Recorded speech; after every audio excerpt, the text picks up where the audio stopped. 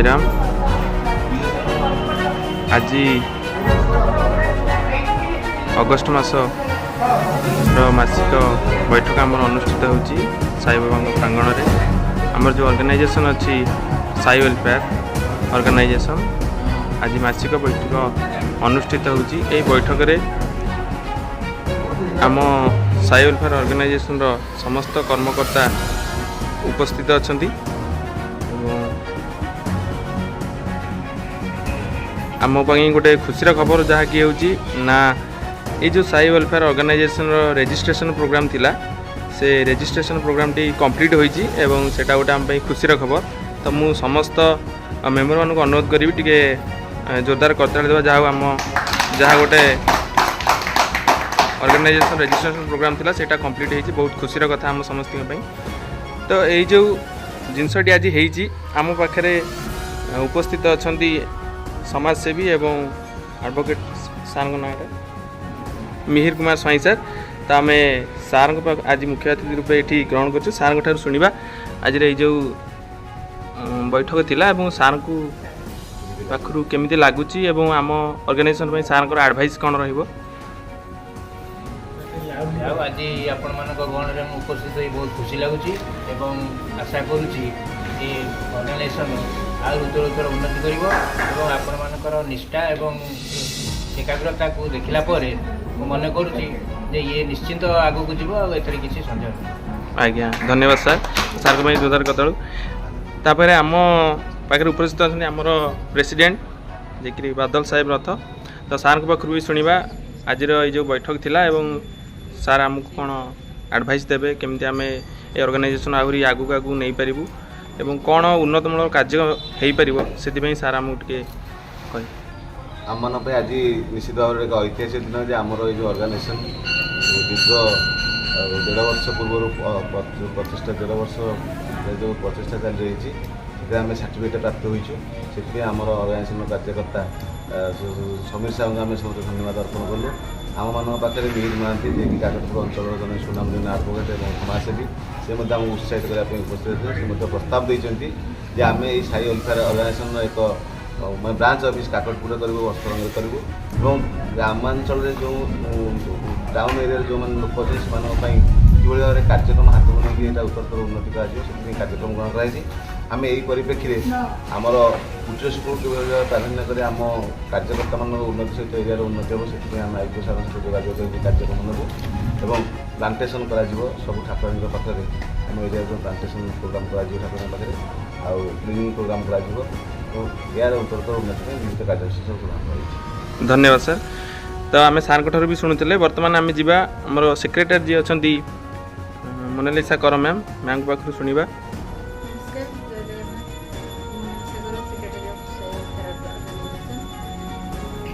जहाँ बहुत बहुत धन्यवाद ठाकुर अपार करुणा आज आम रजिस्ट्रेशन काम भी कंप्लीट हो सारी आम सर्टिफिकेट आज आम बहुत खुशी अच्छु। आम समस्त सदस्य को मो तरफ अनेक अनेक शुभेच्छा और अभिनंदन। आगक सार तो कहले कौन कौन आम प्रोग्राम करने को जाऊँ आगामी दिन में यहाँ अधिक त्वरान्वित आम अंचल सहित धीरे धीरे ब्लॉक तापर स्टेट लेवल जाए भी आम जावाई रखीचु लक्ष्य। ता सहित यही कार्यक्रम आम मान को अधिक उत्साहित करवा और शुभेच्छा देवाई मोर समस्त को अनुरोध। आगक आगक आपण मैंने आमको उत्साहित करूँ आम सागर जोड़ी होगा चाहिए भी आम आपण को स्वागत जनाऊँ। समस्ते आमर ये चैनल को सब्सक्राइब और लाइक करूँ आमको आगक जावाई माध्यम धन्यवाद। धन्यवाद मैम। तो बर्तमान आमर ये जो रजिस्ट्रेशन सर्टिफिकेट अच्छी आम मिहिर सार हाथ उन्मोचित करवा। तो समस्ते टिके ठिया जातु एवं सार द्वारा आम ये सर्टिफिकेट को उन्मोचित करवा आज। आज्ञा ठाकुर सामना को टे आसतु करी।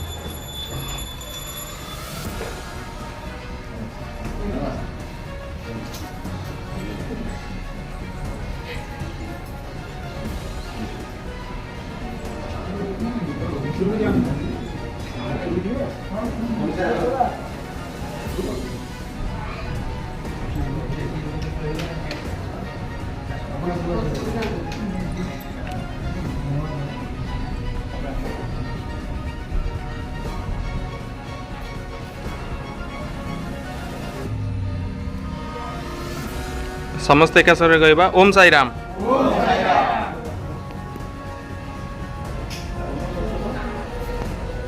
ଆଜିର ଏହି ଶୁଭ ସନ୍ଧ୍ୟାରେ ସାଇ ୱେଲଫେୟାର ଅର୍ଗାନାଇଜେସନର ସମସ୍ତ ଭାଇ ଭଉଣୀମାନଙ୍କୁ ମୋର ଶୁଭେଚ୍ଛା, ଅଭିନନ୍ଦନ ଏବଂ ଶୁଭକାମନା। ଆଉ ଏତେ ଦିନ ପରେ ମୁଁ ଥରେ ଏଠି ମିଟିଂ ହେଉଥିଲା, ମୁଁ ଥରେ ଆସିଥିଲି ତୁଳିଶପୁର ଏବଂ ମୋନାଲିସା କରମ ମ୍ୟାଡ଼ାମଙ୍କୁ ପଚାରିଥିଲି, ମୁଁ କହିଲି ଆପଣଙ୍କର କ'ଣ କହୁଛନ୍ତି ପ୍ରୋଗ୍ରେସ୍ ନା ଆମର ଏମିତି କାର୍ଯ୍ୟକ୍ରମ ଚାଲିଛି, ରେଜିଷ୍ଟ୍ରେସନ୍ ହେଇଛି। ବାଦଲ ବାବୁଙ୍କୁ ପଚାରିଥିଲି, ତାପରେ ଚୈତନ୍ୟ ବାବୁଙ୍କୁ ପଚାରିଥିଲି, ମୁଁ କହିଲି ସେଇଟା ରେଜିଷ୍ଟ୍ରେସନଟା କେମିତି କ'ଣ କରନ୍ତୁ, ସେଇଟା ହେଲା ବଡ଼ ଜିନିଷ। ରେଜିଷ୍ଟ୍ରେସନଟା ଆମେ ପାଇଲେ ଆଗକୁ କିଛି ପ୍ରୋଗ୍ରେସ୍ କରିବା କି କ'ଣ କାର୍ଯ୍ୟକ୍ରମ ଆମେ କରିବା।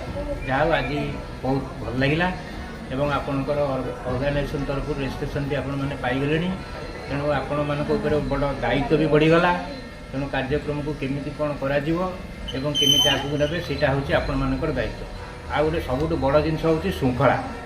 ଯଦି ଆମେ ସମସ୍ତେ ଶୃଙ୍ଖଳିତ ଭାବରେ କାର୍ଯ୍ୟକ୍ରମ କରିବା, ଭାଇ ଭଉଣୀର ସମ୍ପର୍କ, ଏହି ସମ୍ପର୍କ ନେଇକି ଯଦି ଆମେ ଅର୍ଗାନାଇଜେସନ୍ ମେମ୍ବରମାନେ ସମସ୍ତେ ଏକ ହେଇକରି କାର୍ଯ୍ୟକ୍ରମ କରିବା, ନିଶ୍ଚିନ୍ତ ଆମେ ଆଗକୁ ବଢ଼ିବା, ଏଥିରେ କିଛି ଦ୍ୱିମତ ନାହିଁ। ତାପରେ ଆଉ ଗୋଟେ ହେଉଛି ଯେକୌଣସି ସଭ୍ୟ ଏବଂ ଭାଇ କି ଭଉଣୀମାନଙ୍କୁ ଯେକୌଣସି ଦାୟିତ୍ୱ ଦିଆଯାଉଛି ସେ ତାଙ୍କୁ ନିଷ୍ଠାର ସହିତ ଏବଂ ନିଜ ଦାୟିତ୍ୱ ଭାବିକିରି ସେଇଟାକୁ ଯଦି ସେ କାର୍ଯ୍ୟକ୍ରମଟାକୁ ସେ ଯଦି କରିବେ ତାହେଲେ ନିଶ୍ଚିନ୍ତ ଭାବରେ ଏହି ଅର୍ଗାନାଇଜେସନ୍ ବଢ଼ିବ ଏବଂ ଆଗକୁ ବଢ଼ିବ, ଆ ଦେହରେ କିଛି ଦ୍ୱିମତ ନାହିଁ। ଏବଂ ଆଉ ଗୋଟେ ହେଉଛି କ'ଣ ନା, ଆପରେ ବହୁତ ଗୁଡ଼ିଏ ଅର୍ଗାନାଇଜେସନ୍ ସାଙ୍ଗରେ ଆମେ ଟ୍ୟାଗ୍ ହେଇପାରିବା ଏବଂ ବହୁତ ଅର୍ଗାନାଇଜେସନ୍ ଅଛି, ସେମାନେ ଦେଖିବେ ଯେଉଁ ରେଜିଷ୍ଟ୍ରେସନ୍ ଯେଉଁ ଅର୍ଗାନାଇଜେସନ୍ର ଅଛି ସେମାନେ ତାଙ୍କ ପାଖରେ ଆସି ପହଞ୍ଚିବେ, ନିଶ୍ଚିତ ତାଙ୍କର କାର୍ଯ୍ୟକ୍ରମ ଆଗକୁ ନେବା ପାଇଁକା ସେମାନେ ଚେଷ୍ଟା କରିବେ ଏବଂ ଏଇ ରେଜିଷ୍ଟ୍ରେସନ୍ ଏଇ ଅର୍ଗାନାଇଜେସନ୍ ମାଧ୍ୟମରେ ସେମାନେ ଏଇଟାକୁ ଆଗକୁ ବଢ଼େଇବେ ଏବଂ କାର୍ଯ୍ୟକ୍ରମ ଆଗକୁ ହେବ। ମୁଁ ଚାହୁଁଛି ଏଇ ଗୋଟେ ଅର୍ଗାନାଇଜେସନ୍ ଏଇଟା କେମିତି ଆଗକୁ ବଢ଼ୁ, ଆଗକୁ ମାନେ ଏମିତି ମାନେ କୋରାପୁଟ ଗୋଟେ ହେଉ, ଆର ଗୋଟେ ସବ୍ ବ୍ରାଞ୍ଚ ଗୋଟେ ହେଉ, କି ଅସ୍ତରଙ୍ଗରେ ଗୋଟେ ହେଉ, କୋଣାର୍କରେ ହେଉ, ଗୋଟେ ଇଏ ହେଉଛି ତା'ର ମନିଟରିଂ କରୁ, ସମସ୍ତ ସଭ୍ୟମାନେ ଆଜିରେ ଆସି ଯୋଗ ଦିଅନ୍ତୁ ଏବଂ ୟାକୁ ଆଉ ବହୁଳ ପ୍ରଚାର କରାଯାଉ ଏବଂ କାର୍ଯ୍ୟକ୍ରମଟାକୁ ଆମ ଆଗକୁ ନେବାକୁ କରାଯାଉ। ଏବଂ ସର୍ବଶେଷରେ ମୁଁ ଏତିକି କହିବି ଯେ ଭାଇ ଭଉଣୀମାନଙ୍କୁ ସମସ୍ତଙ୍କ ଅନୁରୋଧ, ଶୃଙ୍ଖଳିତ ରହିକରି ଯଦି ଆମେ କାର୍ଯ୍ୟକ୍ରମଟାକୁ ଆଗେଇ ନେବା ନିଶ୍ଚିନ୍ତ ଏ ଅର୍ଗାନାଇଜେସନ୍ ରହିବ ଏବଂ ସାଇ ବାବୁଙ୍କ ପାଖରେ ମୁଁ ଆଜି ଏତିକି ପ୍ରାର୍ଥନା କରୁଛି ଏ ଅର୍ଗାନାଇଜେସନ୍ର ଉତ୍ତର ନିମନ୍ତେ। ଜୟ ସାଇ ରାମ।